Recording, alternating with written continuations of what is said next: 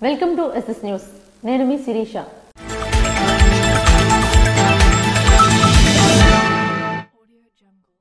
వేణుగోపాల స్వామి కళ్యాణం కరపత్రాలు శ్రీకాకుళం శాసనసభ్యులు గుండుశంకర్ ఆవిష్కరించారు. శాలిహుండం కొండపై వెలిసిన శ్రీ కాళీయ మర్దన వేణుగోపాల స్వామి జాతర కరపత్రాలను సోమవారం వేణుగోపాల స్వామి సన్నిధానంలో శ్రీకాకుళం శాసనసభ్యులు గుండుశంకర్ ఆవిష్కరించారు. ఈ సందర్భంగా గుండుశంకర్ మాట్లాడుతూ ఎంతో విశిష్టత కలిగిన వేణుగోపాల స్వామి దేవాలయాన్ని, పక్కనే ఉన్న బౌద్ధ క్షేత్రాన్ని అభివృద్ధి చేసేందుకు చర్యలు తీసుకుంటామన్నారు. అభివృద్ధి చేసేందుకు సమగ్ర నివేదికను తయారు చేసి టీటీడీ దేవస్థానం ట్రస్ట్ ద్వారా నిధులు సమకూర్చి అభివృద్ధికి చర్యలు తీసుకోవడానికి కృషి చేస్తానని పేర్కొన్నారు.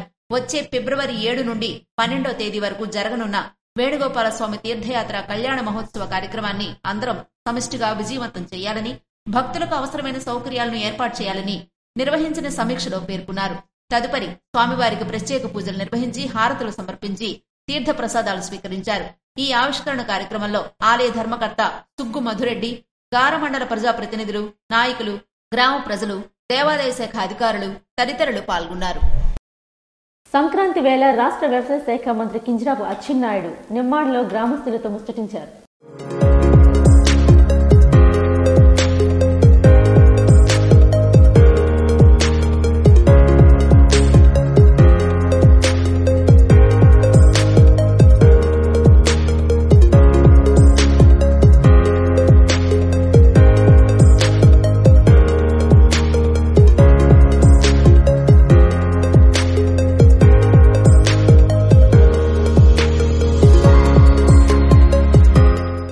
సంక్రాంతి సందర్భంగా రాష్ట్ర వ్యవసాయ శాఖ మంత్రి కింజరాపు అచ్చెన్నాయుడు నిమ్మాడలో గ్రామస్తులతో ముచ్చటించారు. సొంత ఊళ్ళో సంక్రాంతి వేడుకలను జరుపుకున్నారు. భోగి పండుగ వేళ కింజరాపు కుటుంబం అంతా ఒకే చోట చేరి ఆనందాలు పంచుకున్నారు. సందర్భంగా మంత్రి అచ్చెన్నాయుడు మాట్లాడుతూ సిరి సంపదలతో రాష్ట్రం తొలతూగాలని ఆకాంక్షిస్తున్నానని తెలిపారు. అనంతరం తనను కలిసిన గ్రామస్తులతో కాసేపు ముచ్చటించి వారి సమస్యలను సావధానంగా విని పరిష్కారానికి కృషి చేస్తానని హామీ ఇచ్చారు. పండగ వేళ సకల శుభాలు కలగాలని కూటమి ప్రభుత్వం వ్యవసాయదారులకు అండగా ఉండేందుకు నిరంతరం పనిచేస్తుందని అన్నారు. రాష్ట్రంలో రైతుల అభ్యున్నతికి తమ కూటమి ప్రభుత్వం కృషి చేస్తుందని అన్నారు. రాగద్వేషాలకు అతీతంగా గ్రామాల్లో ఈ పెద్ద పండగ చేసుకోవాలని, పల్లెల వృద్ధే దేశాభివృద్ధి అని అన్నారు. ఆయన వెంట కింజరాపు హరివరప్రసాద్, గ్రామస్తులు.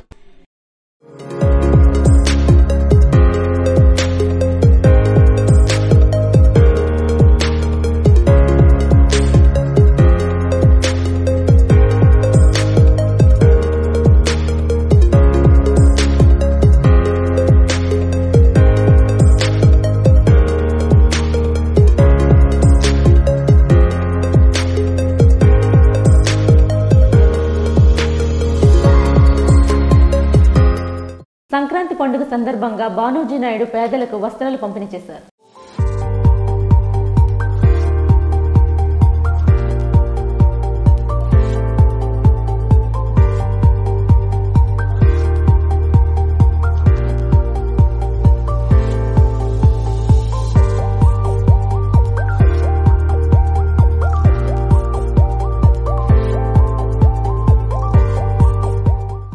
ఎచ్చెల నియోజకవర్గం రణస్థలం పంచాయతీలో ఉమ్మడి శ్రీకాకుళం జిల్లా సర్పంచుల సంఘ అధ్యక్షులు మరియు రణస్థలం సర్పంచ్ పినింటి వెంకట భానోజీనాయుడు కుటుంబ సమేతంగా పేదలకు వస్త్రదానం చేశారు.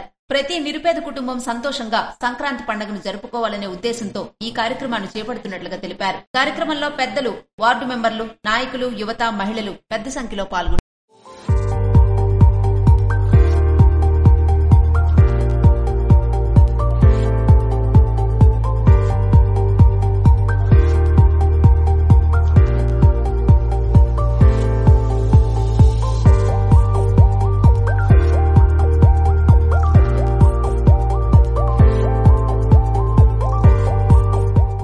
శ్రీకాకుళం నగరంలోని నెహ్రూ యువ కేంద్రం వారు ఏర్పాటు చేసిన సమావేశానికి మంత్రి రామ్మోహన్ నాయుడు హాజరయ్యారు.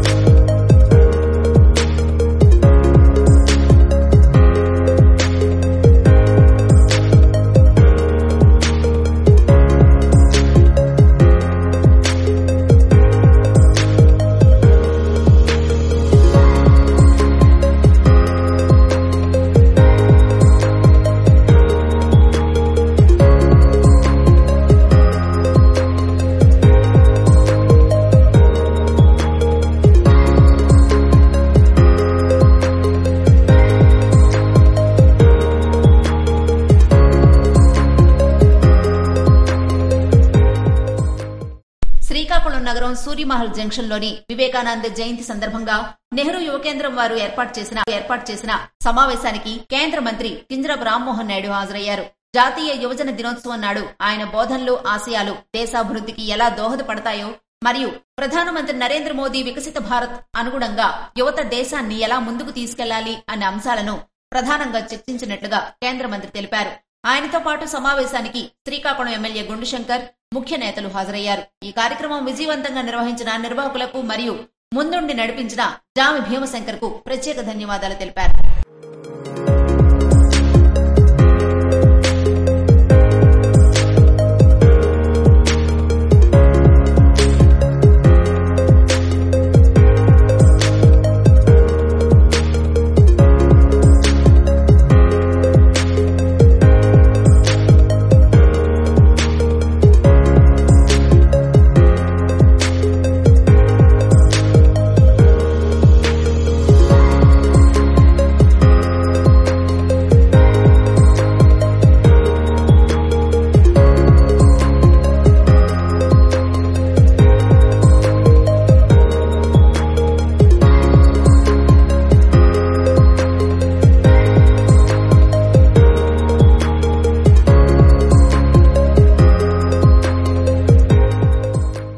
వైభవంగా 3 రోజుల పాటు రథసప్తమి వేడుకలు నిర్వహించాలని కేంద్ర మంత్రి రామ్మోహన్ నాయుడు అన్నారు.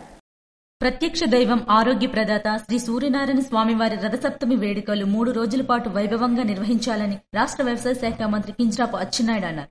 రథసప్తమి ఏర్పాట్లపై అరసవిల్లి దేవస్థానం ప్రాంగణంలో కేంద్ర పౌర సరఫరాల శాఖ మంత్రి కింజరాపు రామ్మోహన్ నాయుడు, దేవాదాయ శాఖ కమిషనర్ సత్యనారాయణ మరియు కలెక్టర్, జిల్లా ఎస్పీ, శ్రీకాకుళం ఎమ్మెల్యే గుండుశంకర్ తో కలిసి సమీక్ష సమావేశం నిర్వహించారు.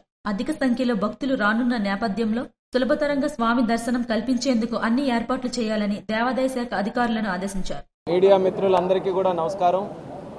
ఆంధ్రప్రదేశ్ రాష్ట్రంలో అత్యంత ప్రసిద్ధి చెందినటువంటి ఆలయం అరసవెల్లి సూర్య దేవాలయం మా శ్రీకాకుళం జిల్లాలో ఉండడం అది మా అదృష్టం. అటువంటి సూర్య దేవాలయంలో ప్రతి రథసప్తమి నాడు చాలా వైభవంగా రథసప్తమి ఉత్సవాలు అనేవి జరుగుతూ ఉంటాయి. కానీ ఈసారి ప్రత్యేకత ఏంటంటే రాష్ట్ర ముఖ్యమంత్రి వర్యులు చంద్రబాబు నాయుడు గారి తాలూకా ఆశీర్వాదంతో, ఆయన తాలూకా సహకారంతో మొట్టమొదటిసారిగా ఈ యొక్క రథసప్తమి ఉత్సవాలు అనేది గ్రాండ్గా రాష్ట్ర పండుగ కింద ఈసారి జరుపుకోవడం జరుగుతుంది. ఆ యొక్క కార్యక్రమం 2, 3, 4వ తేదీ 4వ తేదీ రథసప్తమి అయితే ఆ 3 రోజులు కూడా శ్రీకాకుళం పట్టణంలో ఆ ఉత్సవాలు జరపాలనే ఆలోచనతో ఈరోజు ఒక రివ్యూ కార్యక్రమం పెట్టుకున్నాం. మా అందరి తాలూకా ఆలోచన, చంద్రబాబు నాయుడు గారు ముఖ్యంగా ఎమ్మెల్యే గారు కూడా దీనికోసం ఎంతో కష్టపడి ఈ యొక్క ఉత్సవాలని రాష్ట్ర పండుగగా చేయాలని ఆయన కూడా రిక్వెస్ట్ చేశారు. రిక్వెస్ట్ చేసిన వెంటనే చంద్రబాబు నాయుడు గారు అంగీకరించి ఇచ్చిన తర్వాత మా అందరి తాలూకా ప్రయత్నం ఏంటంటే రాష్ట్రం, దేశం, ప్రపంచ నలుమూలల నుంచి కూడా రథసప్తమి ఉత్సవాల్లో భక్తులందరూ కూడా పాల్గొంటున్నారు.